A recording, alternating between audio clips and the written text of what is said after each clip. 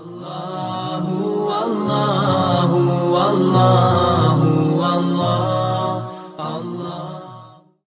پاک صلی اللہ علیہ وسلم کا معجزہ جو بڑا دوسرا معجزہ وہ یہ نبی پاک صلی اللہ علیہ وسلم پر اترنے والی قرآن پاک ہے. یہ کتاب ہے، سچی کتاب، زندہ معجزہ جو آج بھی موجود ہے مسلمانوں کے پاس.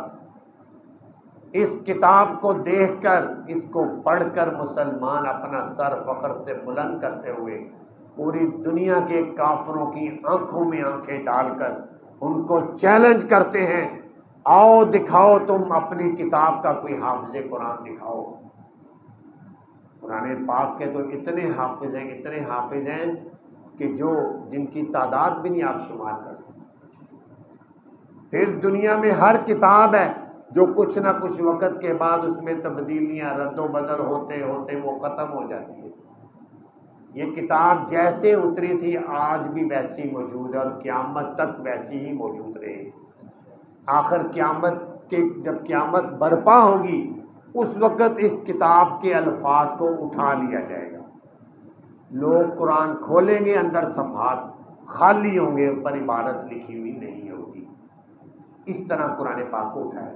تو یہ نبی پاک صلی اللہ علیہ وسلم کا معجزہ ہے، کیونکہ عرب کے لوگ بڑے بڑے شاعر، بڑے بڑے خطیب، ایسے دعویٰ کرنے والے کہ ہم چنا دیگرے نیز، ہم جیسا اور کوئی نہیں ہو سکتا، ہم ایسی کلام کریں گے کہ اس جیسی کلام کوئی نہیں کرتا. عرب کے اندر ایک فصیح و بلیغ آدمی گزرا، اس کا نام ہے صحبان وائل. صحبان وائل ایک ایسا فصاحت اور بلاغت کا شہنشاہ گزرا ہے کہ جس نے 1 سال تک ایک ہی موضوع پر تقریریں کی اور 1 سال کی تقریروں میں اس نے اپنے کسی پچھلی تقریر کا لفظ نہیں دہرایا، نئے لفظوں سے تقریریں کرتا رہا. اسی طرح عرب کے فصاحت اور بلاغت کے شہنشاہوں میں امرؤ القیس بہت بڑا شاعر تھا. یہ ان کے نام میں آپ کو بتا رہا ہوں کہ جو بڑے سمجھے جاتے تھے اس علاقے کے، جن کا مقابلہ کوئی نہیں کر سکتا شعر و شاعری میں. لیکن جب اللہ تعالیٰ نے اپنے پیارے حبیب صلی اللہ علیہ وسلم پر یہ قرآن نازل کیا اور یہ وحی تھی، باقی جتنی بھی کتابیں تھیں وہ کتابیں تھیں. صرف تورات کتاب تھی، کتاب اللہ، انجیل کتاب اللہ تھی، زبور کتاب اللہ تھی. یہ قرآن صرف کتاب اللہ نہیں ہے، یہ کلام اللہ ہے کہ اللہ نے بذات خود اس کو پڑھا ہے اپنی شان کے مطابق. ما یلیق بشانہ، جو اللہ کی شان ہے ویسے اللہ نے اس کو پڑھا ہے، اس لیے یہ کلام اللہ ہے. یہی وجہ ہے کہ دنیا کی ہر کتاب کو پڑھ کے آپ تھک جائیں گے، آپ اکتا جائیں گے. قرآن کو پڑھتے ہوئے کبھی کوئی نہیں اکتایا. جب بھی پڑھتا ہے وہ پڑھتا ہی رہتا ہے. اپنے بچوں کے سینوں کو قرآن سے آباد کرو، ان کو قرآن سکھاؤ کہ یہ قرآن اللہ تعالیٰ نے نبی پاک صلی اللہ علیہ وسلم کو معجزہ دیا. تو جب اتنے بڑے بڑے شاعر تھے تو امرؤ القیس نبی پاک صلی اللہ علیہ وسلم کے زمانے کا شاعر تھا. اس نے اتنی اعلیٰ اور عرفہ ایک کلام کہی کہ اس جیسی کلام، فصاحت اور بلاغت ایک فن ہے. ان کی موتیوں کو، ان کی خوبیوں کو، کلام کے محاسن کو وہ لوگ سمجھتے ہیں جو فصاحت اور بلاغت کا فن سمجھتے ہیں کہ کتنی خوبیاں ہیں اس کلام میں. تو اس نے ایک کلام کہی، چند اشعار تھے، تو اس جیسے اشعار کہنے سے پورا عرب عاجز تھا. لہذا انہوں نے کاغذ پر اس کو لکھا. کاغذ تو نہیں ہوتے تھے، چمڑے پر اس کو لکھ کر بیت اللہ کے دروازے پر لٹکا دیا. اور اس لٹکانے کا مطلب یہ تھا اتنے بڑے شاعر کے یہ اشعار ہیں، جب تک کوئی مائی کا لال اس سے بڑے اشعار نہیں نہ کہے گا فصاحت اور بلاغت کی بلندیوں کو چھونے والے، اس وقت تک یہ اشعار بیت اللہ کے دروازے پر لٹکتے رہیں گے۔ لہذا وہ اشعار لٹکا دیے گئے، مہینوں گزر گئے، سالوں گزر گئے، کسی نے ان اشعار کو اتارنے کی جرت نہیں کی، کیونکہ اس سے بڑے اشعار کہنے کی کسی کو جرت اور صلاحیت نہیں تھی، لہذا وہ لگے رہے۔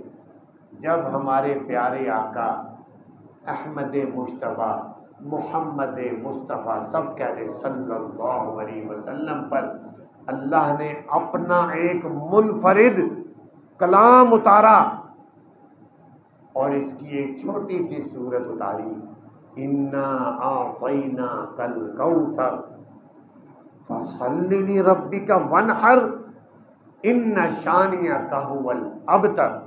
چھوٹی سی صورت قرآن کی سب سے چھوٹی صورتوں میں شمار ہوتی ہے، جس کی چھوٹی چھوٹی 3 آیتیں ہیں۔ تو حضرت علی نے اس کو ایک دوسرے چمڑے پر لکھا اور جا کر اس کے اشعار کے ساتھ لگا دیا، لگا کر آ گئے۔ تو چونکہ امرؤ القیس گزرتا رہتا تھا، اس کو پتا تھا کہ یہ میرے چیلنج کے اشعار لگے ہوئے ہیں، اس کو کوئی مائی کا لال میرے چیلنج کو توڑ نہیں سکا، لہذا ایک دن وہ گزرا۔ جب وہ گزرا تو دیکھا تو اس کے ساتھ کچھ لکھا ہوا لگا ہوا، اس نے کہا لگتا ہے میرے برابر کی کلام کسی نے کہی ہے۔ وہ پاس چلا گیا، پاس جا کر اس نے، چونکہ وہ عرب کے شاعر میں نے آپ کو بتایا فصاحت اور بلاغت کی خوبیوں کو، ان کی گہرائیوں کو، ان کے محاسن کو سمجھتے تھے، اس نے جب پڑھا انا اعطیناک الکوثر فصل لربک وانحر ان شانئک هو الابتر، اتنی خوبیوں سے بھرا ہوا کلام پڑھ کر کہنے لگا واللہ ما ھذا کلام البشر، اللہ کی قسم اتنی خوبیوں کے بھرا ہوا کلام یہ کسی انسان کا کلام ہی نہیں ہے۔ کافر تھا، کافر ہونے کے باوجود اس نے تسلیم کیا یہ کسی انسان کا کلام نہیں ہے، اور واقعتاً یہ کلام تو اللہ کا کلام تھا۔ اور اللہ تعالیٰ نے قرآن پاک میں شروع میں ایک چیلنج کیا، قُلْ لَئِنِ اجْتَمَعَتِ الْإِنسُ وَالْجِنُّ عَلَىٰ أَن يَأْتُوا بِمِثْلِ هَٰذَا الْقُرْآنِ، سارے جنات اور انسان کٹھے ہو کر اس قرآن جیسا قرآن بنا کر لائیں، چیلنج کیا۔ ساری دنیا میں انسان تو آپ کو پتہ ہے جنات انسانوں سے بھی زیادہ ہیں،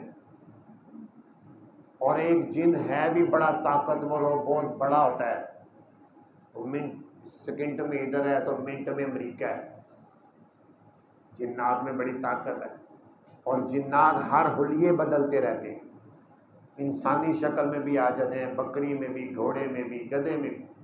تو اللہ تعالیٰ نے کہا سارے جنات اکٹھے ہو جو، انسان اکٹھے ہو جو، میرے اس قرآن جیسا بنا کر دکھا دو۔ پھر اللہ تعالیٰ کو پتا تھا یہ کہاں بنا سکتے، پھر 12ویں پارے میں کہا بعشر سور مثلی، اور 10 صورتیں بنا کر دکھا دو، 10۔ پھر اللہ تعالیٰ کو پتا تھا یہ 10 بھی نہیں بنا سکتے۔ پھر پہلے اس پارے میں شروع میں آتا ہے وَإِن كُنتُمْ فِي رَيْبٍ مِّمَّا نَزَّلْنَا عَلَىٰ عَبْدِنَا، اے کافرو اگر تمہیں شک ہے کہ یہ قرآن میرے پیارے حبیب پر میں نے نہیں اتارا، تمہیں شک ہے، تم سمجھتے ہو انہوں نے خود بنایا ہے، فَاتُوا بِسُورَةٍ مِّن مِّثْلِهِ، جاؤ ساری دنیا کے لوگوں کو چیلنج ہے، اس قرآن جیسی چھوٹی سے چھوٹی صورت بنا کر دکھا دو، میں تمہیں مان جاؤں گا۔ یہ قرآن کا چیلنج اس زمانے سے لے کر آج تک، آج سے لے کر قیامت تک کافروں کے سینوں پر مونگ تل رہا ہے کہ اگر تمہیں شک ہے یہ اللہ کا کلام نہیں ہے تو بنا کر دکھا دو۔ کوئی نہیں بنا سکا، نہ ہی بنا سکے گا، کیونکہ یہ معجزہ ہے، نبی پاک صلی اللہ علیہ وسلم کا معجزہ، ایسا معجزہ کہ جس کا جواب وہ نہیں دے سکے، زندہ معجزہ۔ تو اس لیے اس کے علاوہ بہت سارے احادیث میں معجزات بھی آتے ہیں جن کی تفصیلات کا وقت نہیں ہے. تو یہ قرآن پاک بھی ایک نبی پاک صلی اللہ علیہ وسلم کے بڑے معجزات میں سے معجزہ ہے.